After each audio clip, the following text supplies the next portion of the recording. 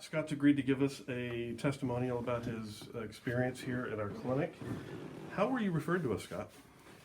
I actually started doing some research online and obviously suffering from some of the symptoms. I had not gotten relief from medical doctors, so I kind of went on my own, started doing some research, and came up with upper cervical.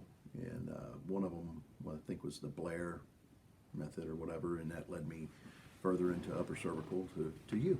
Okay.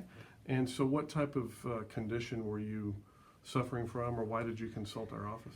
Yeah, it finally figured out that it was actually Meniere's disease that I was diagnosed with through a long treacherous road of medical doctor, referred to a neurologist who went through a battery of MRIs and dye tests and different things, and then handed over to an ENT specialist and went through a whole series again of tests and everything. And the ENT is the one who actually diagnosed me with Meniere's disease. And some of the treatments that they were talking about didn't really sit well with me, as far as putting like a shunt in your eardrum. Not like possible hearing loss, but like a guaranteed hearing loss situation with somewhere south of 50% success rate. It just wasn't an answer. So that pushed me to look for other things. And so that's how I found you. So what symptoms were you having? I mean, what was life like before you found us? So the symptoms with the Meniere's, through this whole process, I would walk around daily with vertigo so bad that you didn't know really kind of where the floor was. The room's kind of spinning, the walls are slanted, and you're always wanting to hold on to something. That would be the mild side of it. The severe side of it would be where the room's spinning and tumbling like you're literally in a tumble dryer or some kind of wicked roller coaster ride that won't stop. And it caused severe nausea, and it's just no way to live. That was usually followed by severe migraine headache, cluster migraine headaches, and different things like that. So it got to the point where I was worried about my job. I was worried about ever being able to drive again. I was worried about a lot of things.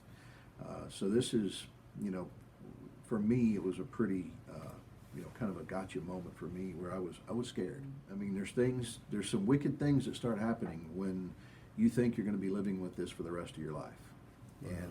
And they're real. And I went through all those things, saying this isn't a light switch we can turn. This is a process. So, just having to stay that course was the hardest part. The first 2, maybe 3 weeks. It seems like about that third week, we were doing some pretty heavy treatments here. I think you were hitting me like every other day or something like that. But about that third week, 2.5 week mark, it seemed like I was still feeling symptoms and I was still feeling not so hot, but it was different. And that's all I can describe it as, is different. Seemed like I noticed a change at that point. And then, obviously, through the continued treatment, it just seemed to get better and better. So how would you describe what we did, the actual adjustment, if you had to describe that to someone? Honestly, and that may have been part of it, mentally you think you're going to go through this major adjustment, major change, but it was kind of laughable, honestly, because the first time you adjusted me, I thought to myself, well, that didn't do a damn thing. I mean, there's no way that did anything.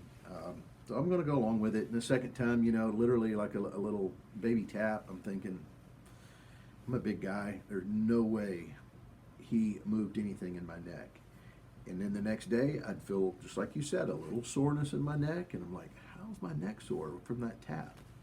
And that's what it was. Those adjustments taking effect, those muscles tensing up because of the change, like you said. And that was it for me. I was like, this isn't really an adjustment. This is more like, I don't know how to describe it, but it's very, very minimal. Underwhelming. And to the point to where you're like, there's no way this is doing anything. But I don't experience vertigo anymore.